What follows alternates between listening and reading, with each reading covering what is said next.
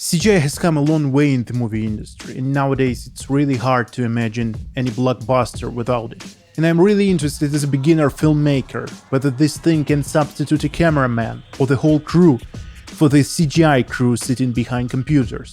Let's try to find out. Let's start with what CGI is and where it comes from. Computer-generated imagery is the creation of still or animated visual content with computer software. CGI most commonly refers to the 3D computer graphics used to create characters, scenes, and special effects in films, television, and games. The history of CGI goes back to the 1950s, when mechanical computers were repurposed to create patterns onto animation cells, which were then incorporated into a feature film. The first film which used CGI was Alfred Hitchcock's Vertigo in 1958. Slowly but surely, CGI became for many directors not only a tool allowing for cheaper production, or telling a story otherwise you cannot, but the main theme of a movie. For example, many Marvel movies, although having a large base of fans, lack deep and interesting stories or characters. Instead, they present flashy sequences of CGI fights for people to amaze it. Many directors do CGI because it is cheaper and safer. The new Terminator is a great example of that. The movie is of course cheaper and safer to make, but it looks awful. In my opinion, this is lazy filmmaking. Fuck you, asshole. But why does it look so bad? When CGI is used to create buildings or environments, then it's pretty easy to fool the viewer. But when it comes to humans, then it becomes difficult as hell.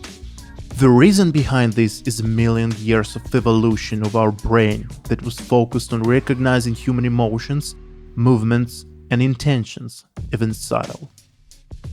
For humans, this ability was a line between life and death. That's why we're so good at it. There are of course examples of good work, although often meaningless.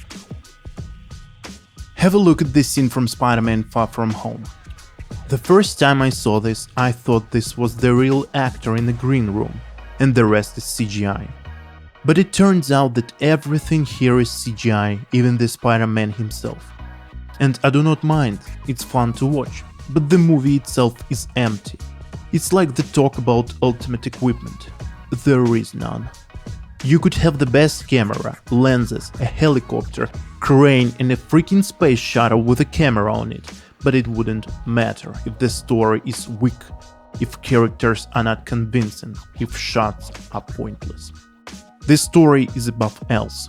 If your story is weak, no special effect will ever help you. Let's take another movie, Ad Astra.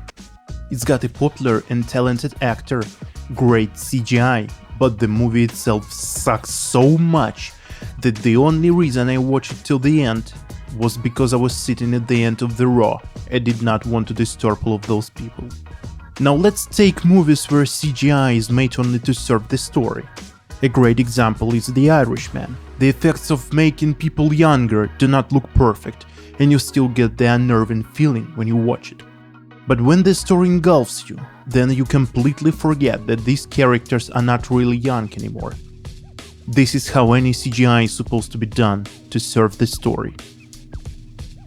Another great example is The Panic Room. Have a look at this camera movement. Half of the objects you see are computer generated. But this movement is done to create tangible tension and make you nervous in anticipation of what is about to happen. Again, without the solid story, everything would be pointless. There are a lot of commercials that use complicated camera movements and CGI, but we feel nothing about an ad if there is no good story behind it. We do not think of it before we go to sleep, we do not cry about it, and we do not have the urge to share the story with anybody. I believe that every movie is supposed to evoke emotions and a debate inside your head, a lingering aftertaste, not just to show flashy images.